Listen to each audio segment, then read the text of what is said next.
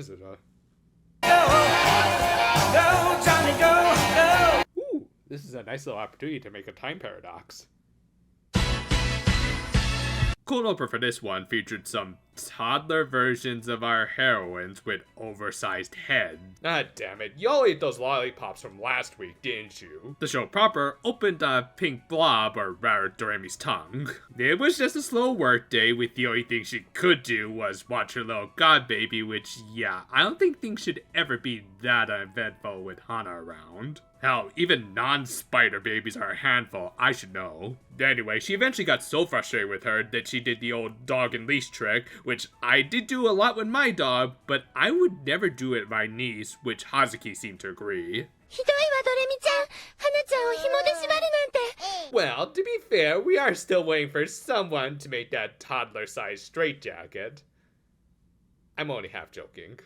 But yeah, okay, I'll say right now that compared to the last episode's conflict where two characters fought over something that was very much the fault of one party, Doremi, I do like the setup for this one a lot better. I mean, yeah, Doremi kind of started it, but it was an innocent mistake born of inexperience with still being kind of new to this whole grade school mother thing.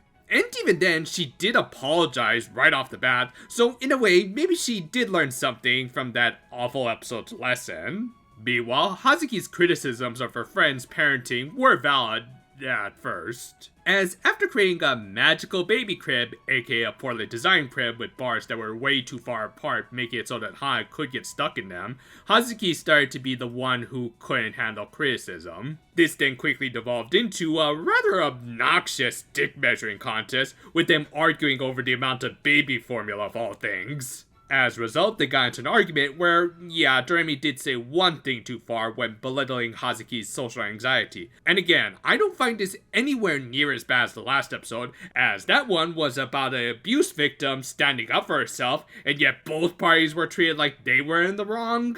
While here, both parties are legit kind of both equally in the wrong. Granted, I am a little bothered by how kind of childish and eye-rolling this whole argument is, plus I do think the biggest issue is the fact that we got 2 argument episodes back to back, so I'm sure it was also a little tiring for viewers back in the day. Still, for now, that's the last comparison we'll make with that previous episode, as I do kind of want to move on from it at this point. Anyway, back to this episode, and it's not as bad, but still kind of problematic elements. Aiko, who kind of by default was the best character in this episode, properly summarized what Doremi did wrong and convinced her to go apologize to Hazuki, which I'm sure this will resolve the conflict less than halfway into the episode. Yeah, not too surprisingly, Maya ended up acting as a yes ma'am to Hazuki whilst dissing Doremi in the process. This led to Doremi taking an early leave before she could hear Hazuki say,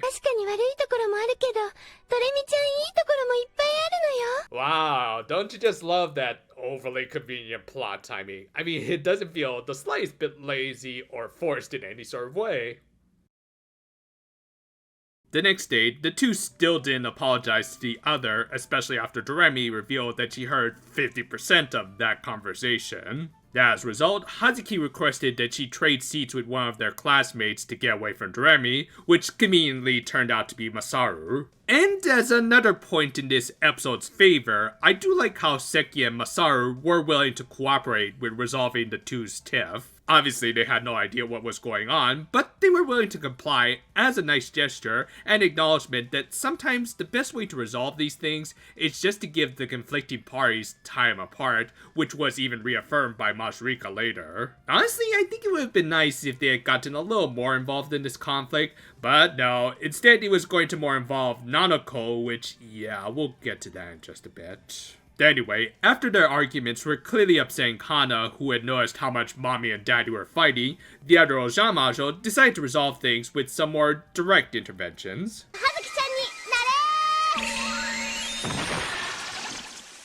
Okay, so we all know where this is going. Aiko's going to make a fake apology, and that lie is going to get exposed later, and then we'll just be back at square one. Oh, we're actually avoiding a pointless little lie revealed story. Well, okay then. Yeah, I'm not kidding. I was really expecting them to try and pull some more cliche deception tactics that would get exposed later and drag things out more than necessary, but no, both Hazuki and Doremi saw through the disguises in pretty clever ways. Aiko was unable to hide her accent, and Oppu was physically unable to use any other casting spell except her own. Also, for some reason, she couldn't change her voice like Aiko could for Hazuki. Nah, whatever, it's still a good scene. Besides, even if her voice was wrong, at least she got her faces right. Anyway, they later learned from Nanako that this sort of incident had happened before in kindergarten between the two. Back then, in place of Hana, it was their class's pet rabbit who Doremi drew on with a marker, upsetting Hazuki. Well, okay, that's legit a terrible thing to do to a rabbit, even if you are a kid, but Doremi apologized, so I'm sure it all smoothed out eventually and... 誰かがウサギ小屋の扉を閉め忘れてウサギが野良犬に噛まれてしまう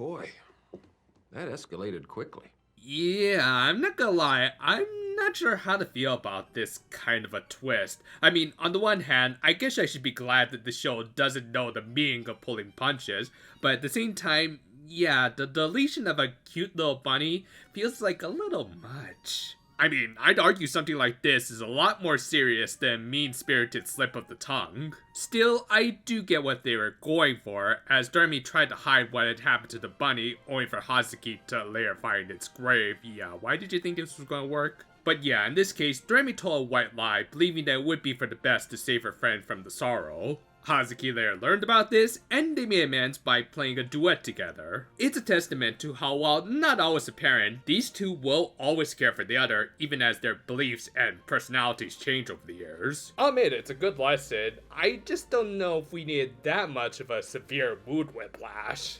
Learning about this, the rest of the Ojamajo tried to remind the two about this incident by casting the magical stage without them, so the underleveled Pop had to try and cover for them, which she couldn't. Nah, just calling Komi, and I'm sure she'll be able to send them back no problem.